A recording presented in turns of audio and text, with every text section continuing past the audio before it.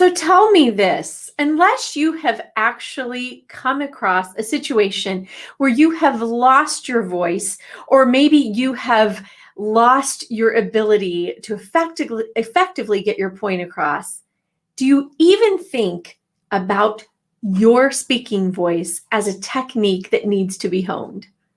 Chances are, unless you are someone like me who's had years and years of vocal training, you probably aren't thinking about your voice at all like it should be thought of if you are in a profession that requires you to speak for a living.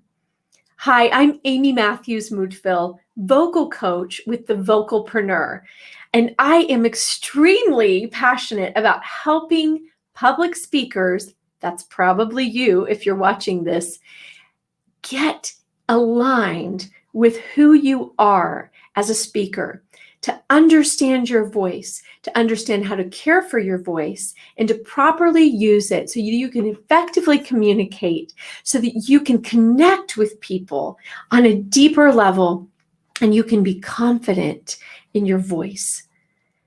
I have actually trained as a classical soprano for years and years, have sung on stages all over the world, and then eventually chose to open a vocal studio and teach singers for the last 21 years. Throughout that time, I actually was offered the opportunity several times to work with speakers who had found that they were struggling with their voices. Maybe it was a trainer or a teacher or a coach or someone who was using their voice occupationally. They were realizing that, wait a minute, I'm abusing this thing that I have. I don't even know what it is, but I'm doing something wrong and I need help with it because I'm using it for my job. And I don't care if you're a doctor, an attorney, a teacher, a coach, a fireman, an online entrepreneur. You need help in learning how to effectively communicate with your voice, as well as preserve your voice as an instrument. So just today, I want to go over some things, 4 things, in fact, that you should know about your voice. First of all, your voice is a God-given gift. No one else on earth has your voice. It's just yours. And I am so excited about that because it means that we can use our voices.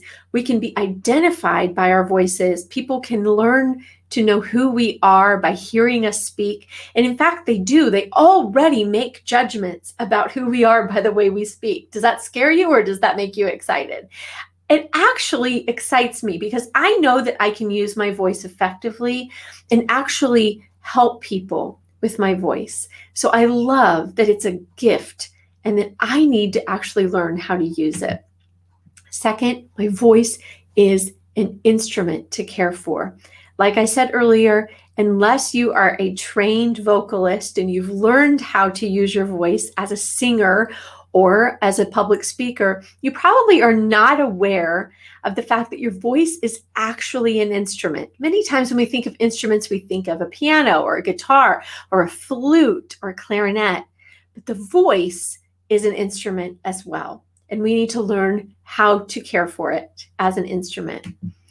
The third thing you need to know about your voice is it takes time to get to know your voice.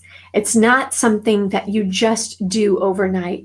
It's even possible you might be having an identity crisis with your voice. You don't really know what it should sound like. And that's something we're going to figure out. And number 4, speaking effectively is a skill to hone. You don't just wake up one morning and know how to do it effectively. It needs to be trained, it needs to be taught, and it needs to be practiced in order for you to understand how to use your voice in a way that is effective and efficient. And I'm going to be using those words quite a bit. 3 vocal challenges that I often hear when I'm listening to people speaking, especially online, is vocal weakness or breathiness. Be thinking about this. If you are someone or you know of someone, when they speak, it's very breathy. It's very weak. It's very hard to hear.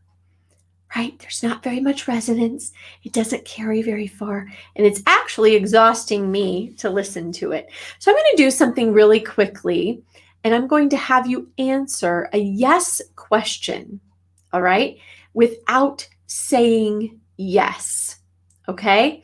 So this question is it the year 2021? You're going to answer if it is the year 2021. If it's not, you're hearing this in the future, you can think of your year. And instead of saying yes, you can go, and answer that question. So is it 2021? That is the place where your voice should always be resonating. If it's not resonating, and resonating just means it's where it sits, if it's not sitting in that space and speaking from that space, chances are you're doing the following. You're causing fatigue or strain to your voice. Fatigue or strain can come from a lot of different variables. We can get fatigued by, like I said, speaking breathy and not using our place of resonance. We can also get fatigued by having to speak loudly over crowds or loud music. And we can also strain our voices just by overuse, speaking too often, too frequently, not taking enough breaths, not knowing how to use our voice, and putting too much pressure on those tiny little vocal folds. And the third way is by vocal imitating. This means that we don't really know who our voice is. We don't know who we are. So when we go to speak in public, or we go to do a presentation, we go to do a Zoom or a Facebook Live, we are struggling with who we are. And so we imitate other voices. Does that sound like something that you might do? Maybe you love to listen to a trainer, or you love to listen to a podcaster. And when you go to speak yourself, you end up talking like them. And that's an issue when we're speaking like other people and not knowing ourselves. Tips for overcoming our vocal faults or our vocal challenges. Number one, we must always have good posture. A nice wide posture, a nice wide stance is really, really important for us to be able to have enough air and enough space to breathe. And number two, it's important because it helps to keep us confident. When we are standing with good posture or sitting with good posture, we are always going to look much more confident than we would if we were slouching. Notice how I look much different when I'm slouching than when I have my posture. So the only way that we teach posture here is to make sure our shoulders are down and back, okay? We are not going to have them up by the ears, and we are not going to have them way, way down, but we are going to have them down and back, just a nice relaxed posture. We must also understand our breath management. Breath management is so important. If I don't understand how my breath works and how breathing can actually support the tone that I am trying to get across and use, I am going to have strain. I'm going to not be able to carry my voice very far. And quite honestly, the voice is going to sound weak and lifeless. Then number three, we must understand how to resonate or carry our voices. When we talk about resonating, we talk about projecting our voices. We talk about carrying and making sure that the person in the very back of the room can hear us just as much as the person in the front row. We want to make sure that our sound is penetrating the room without shouting, without it being loud and obnoxious. We are still carrying our voices and using those resonating chambers. All right, you guys, it's a lot of information. Number four, we must also be aware of who we are and try not to imitate people. We're going to learn about our own voices and use those voices to our benefit.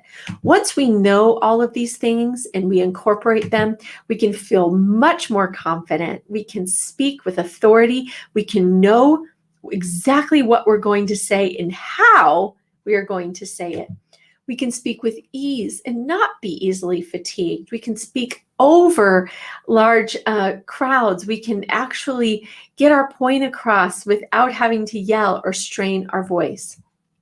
Number three, we will make a greater impact when we learn how to do all of this, because we will feel, again, confident, and we will understand how our voices actually impact the people that we're speaking to.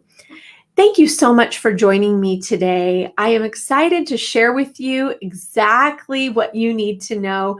Please reach out, talk to me about some of the vocal issues that you might be struggling with, or maybe you're hearing someone that you know speaking a lot and you want them to have help with their voices as well. Whatever the case may be, I hope I can hear from you, and I am absolutely 100% positive I can help you. Thank you for joining, and we'll talk to you soon.